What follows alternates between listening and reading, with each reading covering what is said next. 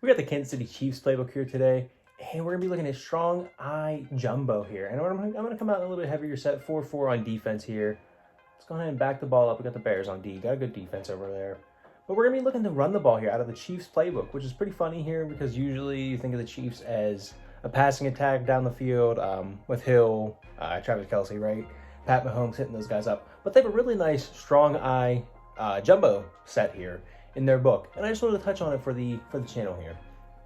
So this is going to be a run-heavy scheme. A lot of run plays here, only a couple pass plays. We're trying to do this similar things on the pass plays here. But the run plays, I mean, that's what you're trying to do here. This is not going to be the scheme that you probably run the whole game. If you're running this the whole game, you probably dominated your opponent because you're just running the ball on them.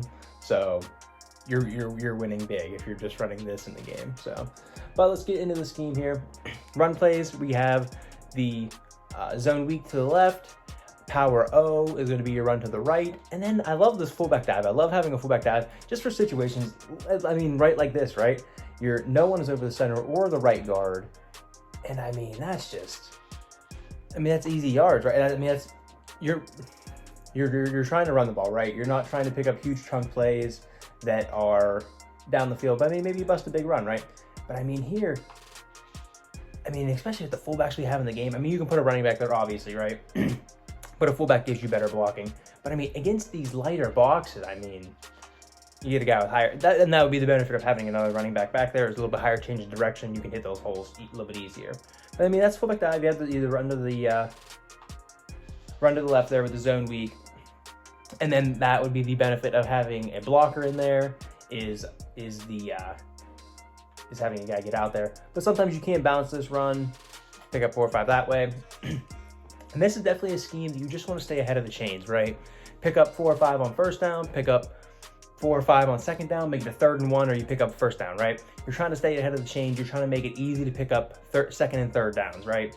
That is the goal of this scheme. You're not, and some people might call it cheesy for whatever, but I mean, if you're a beginner, this is the perfect scheme for you, right? They're easy. Once we get to these pass plays later on here, the PA spot and the PA sprint here, they're easy pass plays to complete that you're going to be able to hit downfield for typically bigger chunk plays, because if you've been running the ball and you've been good at running the ball out of this scheme, it's going to open up down the field to be able to push the ball. So yeah, that was your run to the right, your run up the middle with a fullback dive, and then power O. I mean, you definitely want to have a more athletic guard there. I believe that's Joe Tooney getting out there. You can see you have a more athletic guard. You have a fullback already over that way with the left guard pulling. You can kind of see, bad run by me, but you get the idea. And of course, I talked about it in all these schemes, having a run to the right, a run to the left, and then in this case, a run up the middle as well. It really helps because here, I mean, you can't just flip this play, right? I mean, you can, like if you get to the power O, I mean, you can flip this run to the left here, right? But your quarterback's going to animate. He's going to have some kind of animation. He's going to he's going to give your opponent some kind of key that he can key in on and lets him know that you might have flipped the run, you might not have. But, right, he knows that. But if you just come out and, I mean, if you're switching to fullback dive, he has no idea if you audible to a run, a pass, or whatever it may be.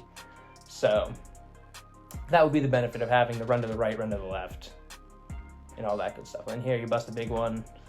There you pick up almost 10 yards, 8, 9, 10 yards right there. That's kind of the goal with this run. You bust a big one, little runs, and then you bust a big one. Halftime. Just want to take a second to remind you guys to like the video and subscribe to the channel if you are enjoying. I upload every single Sunday, Monday, Wednesday, and Friday with new schemes and ways to make you better at the game. So let's get right back to the video. So that's pretty much the run plays there. Pretty straightforward, pretty simple. You know what you're trying to do with this. You're trying to stay ahead of the chains, right? So first play we're going to get into here, first pass play. I only got 2 of them out of this. There's only 6 plays in this whole entire set out of this book. So we're going to make them work. But I really love, I mean, I see a lot of people online going to these heavier sets too, rolling out with like Henry and stuff like that. I know Johnny Unitas just came out, but King Henry still seems to be the man for a lot of people. So a lot of these guys go to the heavier sets, roll out with Henry. I mean, you can roll out, you can run the ball with your running back, and you still have these corner routes that can push the ball down the field, make your opponent play the zone drops. A lot of stuff to defend here. So pretty simple. Really, I like the streak bell, B in this case, and it creates pretty much a Z-spot concept with X, in this case, come across the middle of the field as your late guy there. And I mean, if they're going to give you too high, that you can 100% take that. That's why you're streaking that guy. that would be why you're streaking that guy. So here, this guy comes down. Maybe you don't get too high safeties. Like here, if you would have Hot Route Master, that's what I was trying to think of, a crosser with B, with Bell, the tight end, would be great, putting him on a cross route or a post route. But you can put him on a drag. You can put him on an in. Well, I messed it up because I put it on Kelsey. You can put B on an in, something like that, if maybe you don't want to attack the middle of the field this play, right? And here, wow, I mean, they sent everybody there.